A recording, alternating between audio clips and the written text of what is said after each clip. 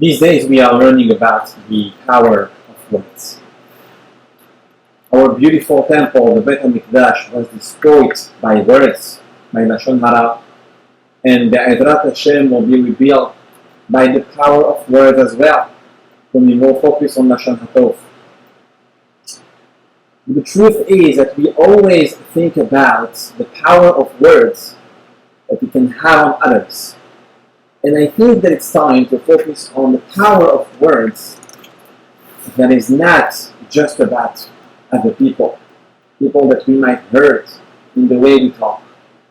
But before we get there, I would like to focus on the upcoming Sefer Devarim, a new book that we start reading this Shabbat with the first Parashat Devarim. So what's in it? What's in the book of Devarim? The book of words. In fact, Chachamim called the whole book of Devarim Mishneh Torah. It is a book that is written based on the speech of Moshe Rabbeinu, our greatest leader. For 36 days, he gave a speech to Am Israel for 36 days before he passed away. That was his legacy, the book of Devarim. And when we focus on Parashat Devarim itself, we realize that he tells the Jews about a story that they all know about, that they all lived, a story that happened just for their 40 years, and it does what we call a recap. It's a recap that is pretty tough, because it's full of tochachot, it's full of rebukes, but the reality is that Parashat Devarim itself is so different and so unique than the other parashot of the book of Devarim, because there is absolutely nothing that is new. Nothing. There is not one mitzvah in the Parashat Devarim. There is not one event that is actually happening. And if we look forward in every single other parasha of the book of Devarim, there is something else. There is a mitzvah. There are many mitzvot. There are many chidushim events that we didn't know about, that we just realize now. But the Parashat Devarim itself has nothing. There is absolutely nothing new, and it's almost boring to read. So what is Moshe Rabbeinu trying to accomplish? What is he trying to tell us? And I think that he is actually trying to convey a very important message. A message of the importance of Devarim by itself. Devarim as words, or call them Diburim.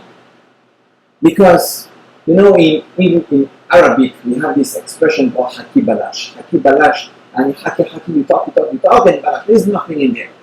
And the truth is that there is another side to that coin.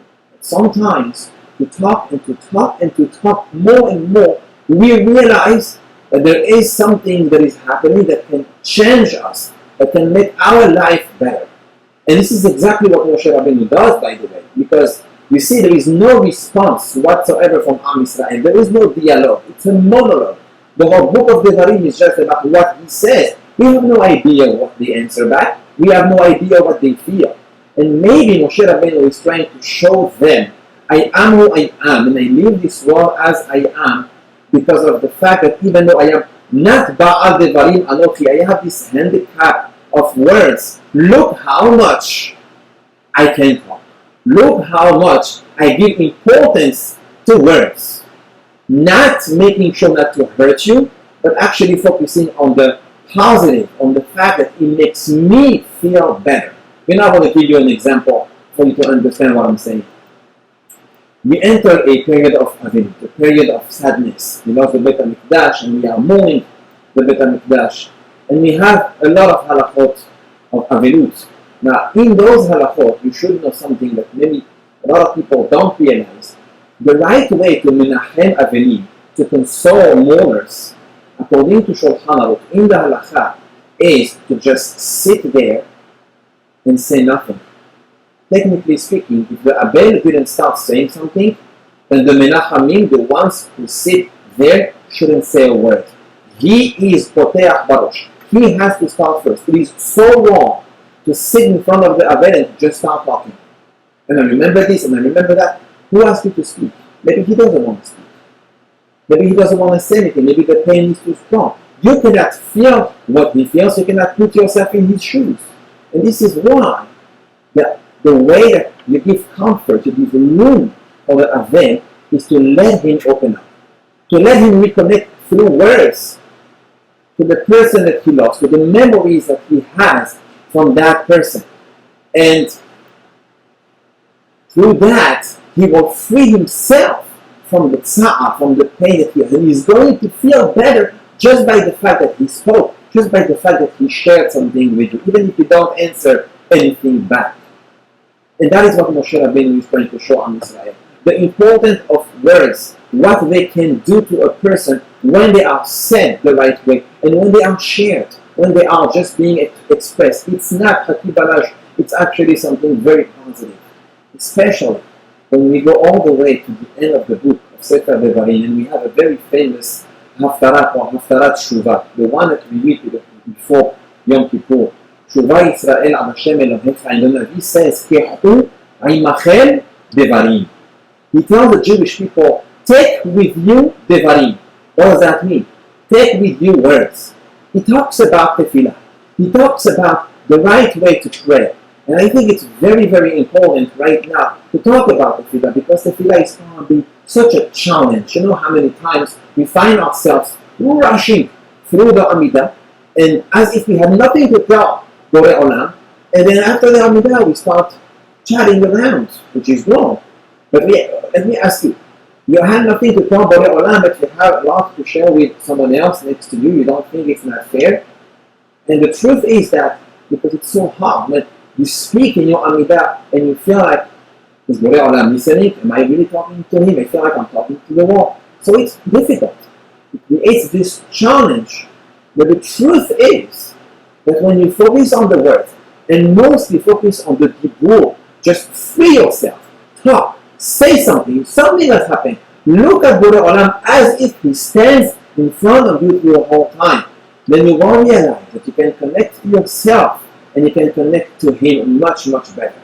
This is why we call the prayer mitpalel, not mefalel. Mitpalel in Hebrew is an action that we do on ourselves, not to Borei Olam. He doesn't need our prayers. We pray for ourselves, and we feel when we pray good, when we pray hard, when we really connect to the word, then we feel that connection with Borei Olam as well. We feel free. We feel like we broke those barriers that separate him from us. And this is why I think that unfortunately we attach importance to only the word that we share with other people, to the way we talk, how much we talk. But we should equally attach an importance to the word that we don't share with others, to the word that we just have for Borei Olam, or the word that we are just going to say. And remember that davar, anything, is the same word and dibur, because when you speak, you create as well. You create that connection. You create a new entity. You create a new you. And you realize so many times that HaKadosh Baruch Hu has been with you. When Moshe Rabbeinu recounts what happened in the desert, and he talks about it, that's how he also made the Jewish people realize, you see how Borei Olam was on our side, you see how everything went well, you see how this happened and that happened, and this happened, and this miracle, and this chesed, and this kindness. And when we say those things, we suddenly connect to that, and we feel more bitachon, we feel more reassurance. We feel HaKadosh Baruch Hu did that for us. And that is going to be a very important idea to remember as we started the month of Av, the Chodesh Av, that is usually with a sad note, but at the same time with this accent on Av. Av milashon Abba, Father, Avinu Shebashamayim. Address him. You are the richest person on earth because your Father has everything. You have nothing to worry about. The question is, are you connected to him? Are you still feeling at home? And the way to do that is through the Devarim, through the Dibur. So may HaKadosh Baruch Hu help us in this holy task. May our tefillot be accepted. May we be able to connect to him, connect to ourselves, to connect to each other. And on this I wish you all Shabbat Shalom.